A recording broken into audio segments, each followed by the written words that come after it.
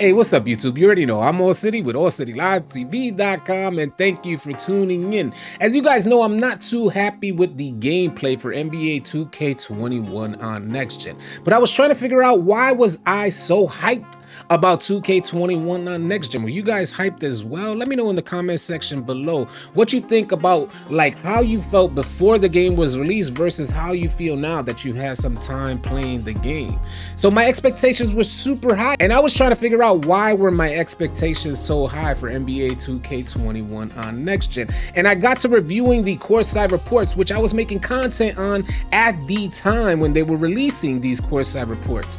I went back to it and I found some huge discrepancies from what they actually offered us in these courtside reports to the actual gameplay that we received on NBA 2K21 on Next Gen. And the biggest and most noticeable discrepancy as far as what they told us we were going to receive was this paragraph right here, which I think you guys are going to find extremely interesting, especially when you're considering getting NBA 2K22 on Next Gen. You guys want to make a better and more informed decision about NBA 2K22, then learn how to understand what they market you and what you receive when it comes to 2K and purchasing their products. One of the biggest challenges we face when balancing offense and defense is contact in the paint. Now, this is a courtside report developed prior to release of NBA 2K21 on Next Gen. It goes on to say, as you can tell, with the Next Gen, we really stress the importance of respecting user control and not warping defenders into place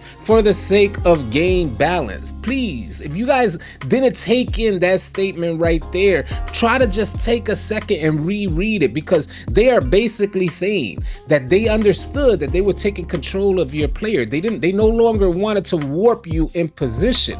They wanted you to have full control. Let me know if you guys think you have full control of your player on defense and offense for NBA 2K21 on Next Gen, because in my opinion, there's a ton of canned animations, and that's you guys losing control of your player. It goes on to say, but it's vital to be able to have reliable contact, especially for protecting the basket, in order to prevent bloated points in the paint. Do you guys feel there's bloated points in NBA 2K21 on Next Gen when it comes to players driving into the paint? That's exactly what they made notice of, and exactly what they emphasized that was not going to happen for NBA 2K21 on Next Gen. We're going to continue reading. It says, for NBA 2K21 Next Gen, we developed a new in-air contact shot system that we internally call the Impact Engine. And if you guys have been following us here on the channel at AllCity Live TV, you guys know I made a whole video talking about the new Impact Engine prior to releasing NBA 2K21 on Next Gen. I was really excited at the time to see that they were going to offer control to the defender and also the person driving into the paint. The goal was to completely remove the snatching that we've been using in past games and resolve collisions on the fly as players hit each other in mid-air. Now, from what I've noticed, I could give you my humble and honest opinion. From what I've noticed, it doesn't seem like they actually did that, but they probably just added some more animations, which is still considered warping. They added animations that you still had no control over, whether you're driving or you're the defender in the paint. You just completely lose control and you're stuck in a canned animation, which is what I really don't like. The Impact Engine and Next Gen console power gives us the flexibility to do just that. So again, like I've been stressing in previous videos, 2K takes too much control of your player. This is one of the main reasons why I dislike NBA 2K21 on Next Gen. And it's something that they emphasized here in their courtside reports that they acknowledge for doing in previous versions of 2K, but in NBA 2K21 on Next Gen is even more prominent. You run into more canned animations, which is what I really dislike about NBA 2K21 on Next Gen.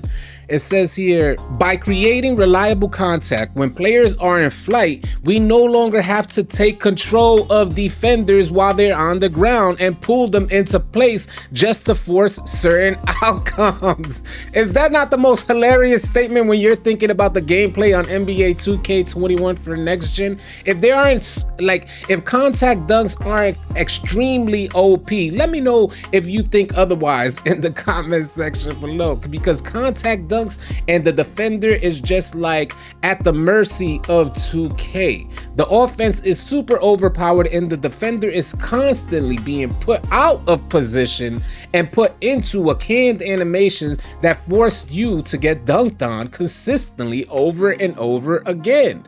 We no longer have to take control of defenders, which is saying that they acknowledge they've been taking control of your defenders in previous versions of 2K. This will be most noticeable for paint defenders, as they'll have the freedom to maneuver their players into position and make a play on the ball themselves, rather than the game dictating what happens based on whatever animations happen to trigger. I mean, if this is not the most outright in your face acknowledgement of what they've been doing, and then when you play 2K21 on next gen, you're like, are you insane? This is like even more prominent, even more prevalent. You're stuck in more canned animations. You lose control of your player even more often on NBA 2K21 for next gen. This will be most noticeable for paint defenders, as they'll have the freedom to maneuver their players into position and make a play on the ball themselves, rather than the game dictating what happens based on whatever animations happen to trigger.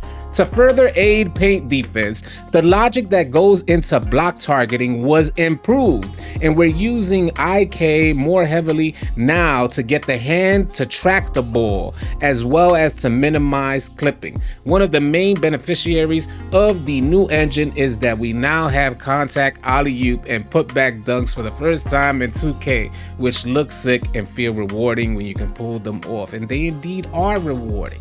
They just happen way too often, and the defense has no say-so on the outcome. Whenever the animation is triggered, the defense is nowhere to be found.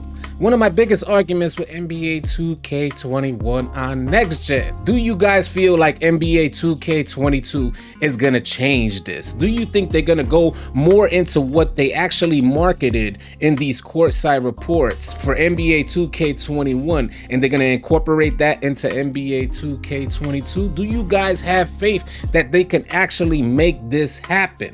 I have personally lost faith in 2K and their ability to actually give us what they tell us they're gonna give us. Let me know what you guys think in the comment section below. We're gonna go through a series of this, so if you found this video interesting, please consider hitting that like button, because we're gonna go through a series of these marketing courtside reports, and we're gonna bring them to you so you can make a more informed and educated decision when considering pre-ordering NBA 2K22 or even purchasing the game outright. Make the right decision. You guys are gonna know here at AllCity Live TV. I hope you guys found this video helpful and or informative, and if you did, please consider dropping a like. If you're new to the channel, please consider subscribing, as we intend to have a ton of next gen content coming your way.